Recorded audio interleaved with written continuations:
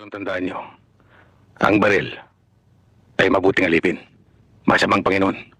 Ang ibig kong sabihin, kapag ang baril ay ginamit sa kabutihan, mabuti yan. Pero kung magpapadala kayo sa kapangyarihan ng baril, masama yan. Naintindihan niyo ako? Apa.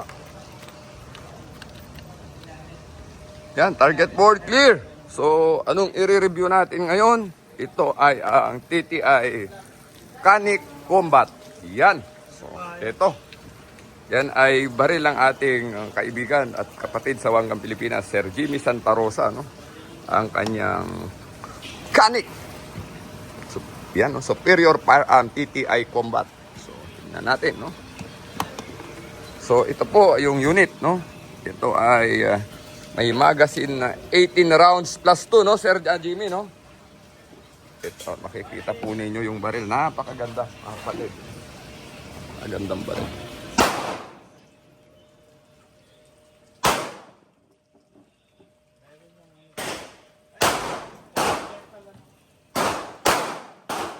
Makikita po ninyo, no? Ito ay MOSD optic ready. Ito po, naka-optic na to. High sight na po yung likod. At mayroong load indicator, no? Sa likod. Opo, kung may chamber load kayo, may malalaman may load dahil nakaangat po yung likod, makikita nyo.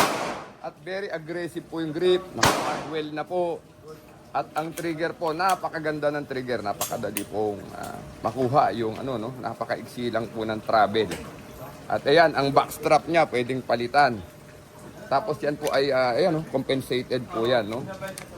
At makikita nyo, napakaganda po. Kasi siyempre, TTI Combat ang ano nito, ano? Ang custom design ng baril. So, ang sarap po i-grip, no? At mas manipis siya kumpara ron sa aking Glock 17. At railed po yan, no? So, kung meron kayong mga tactical light, lasers, pwede nyo ikabit, no? So, ayan. So much for that. Check natin yung target, no? So, kanina na-check natin at wala tama yung board, no? At susubukan natin yung putok. Dry fire, no? Tingnan natin yung dry fire.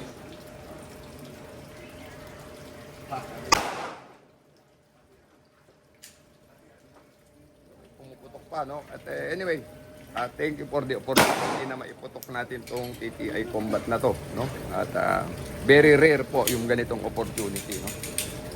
So, yan. Ito yung kasama, no? Gold. Wow. Continental Gold. Oh, yan. Si Taran Tactical, no? Canic. Alright. So, check natin. Philippine version. Load and make ready. Unang putok. Philippine version.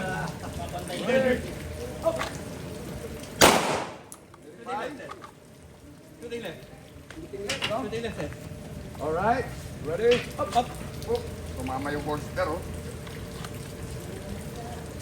Ready?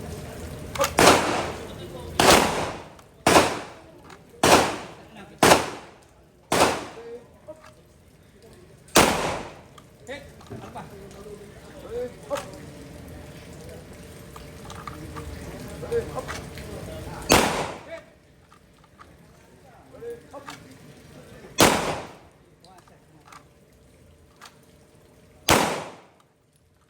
Hit pa rin, sir. Grabe, patama. Pa rin.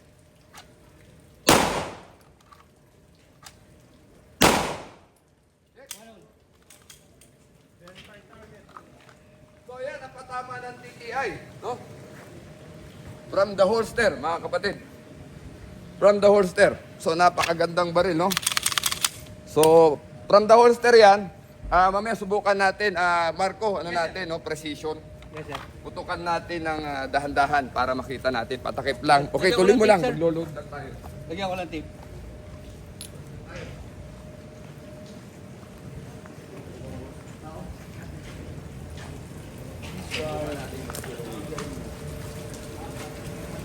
Ito yung patama, sir, ano? Jimmy? Trophies niya. So, TTI Combat, no? So, break-in period po ito. At kailangan natin putukan ng mga full metal. So, ang advice pala, Sir Jimmy, kailangan mga Piochi daw, no? Yun yung ina-advise po nung dealer na itututok muna na bala para mag-smooth yung ating chamber. So, dahan-dahanin natin ang putok. Tingnan natin yung zero. Zeroing natin.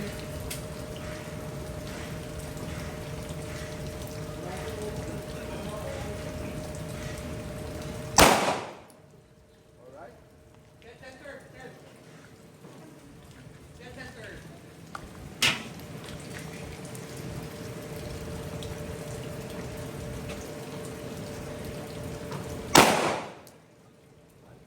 Alpha.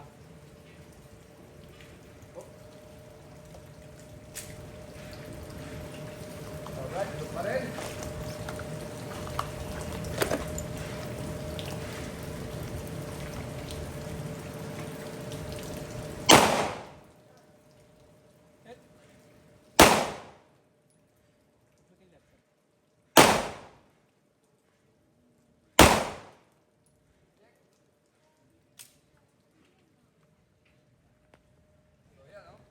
Tama natin, check. Tambalikan pa yan. Kumpol-kumpol na. Ito. Ito yung patama, no? So, tignan pa natin. Pero, yun. At kailangan natin eksaktuhin yung at sumabit yung wallet ko. Subukan natin ang ibang ammunition, no? Sir, tatak pa na. Yeah. Huwag muna. Huwag muna.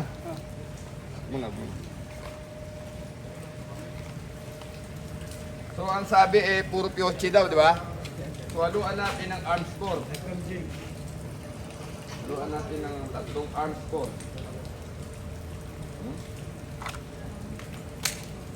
Kanit, DTI Combat.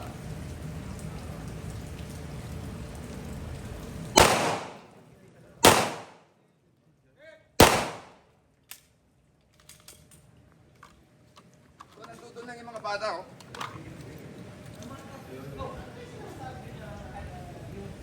Nagdidikit-dikit yung bala, doon lang siya nagpupunta. Isang area lang, oh, sir. Wala namang problema, di ba? Arms core na yan, oh. Arms core na yan. Arms core FMJ na yan.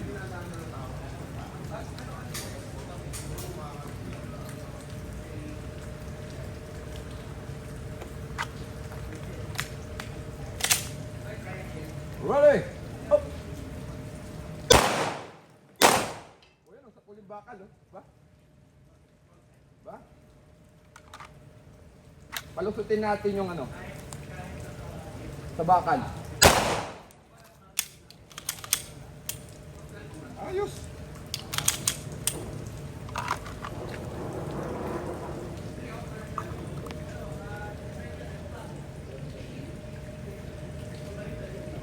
Isang bala.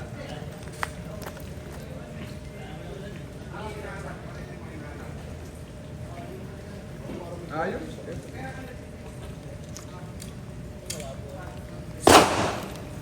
So, walang problema sa wala naging problema sa arms core.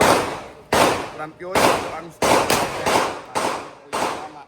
Mamaya tuturuan natin si Sir Jimmy kung paano niya ipupunta sa DTI Combat Master na itong DTI Combat niya na ito. Dahil hindi niya pa kapisado yun.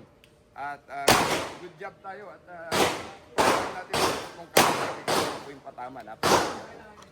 So yan po yung DTI Mechanic, no? Ng Taran Tactical, no? Yan.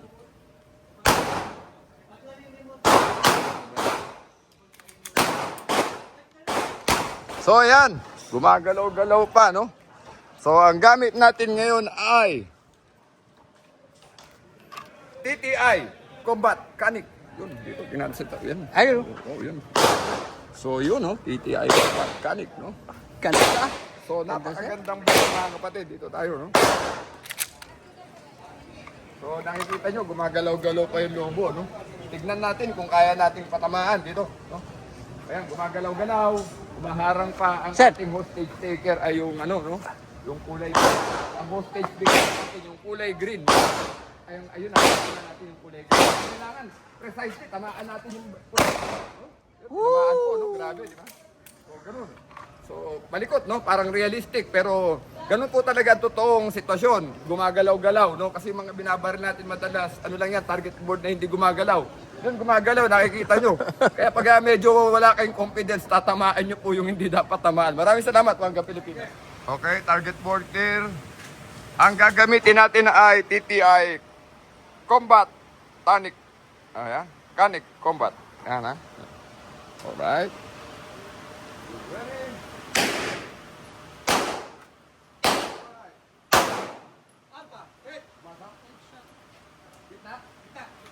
From the holster, mga kapatid.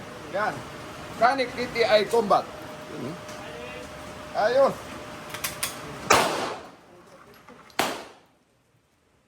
Sino mo? Gitna. Ayan o, gitna.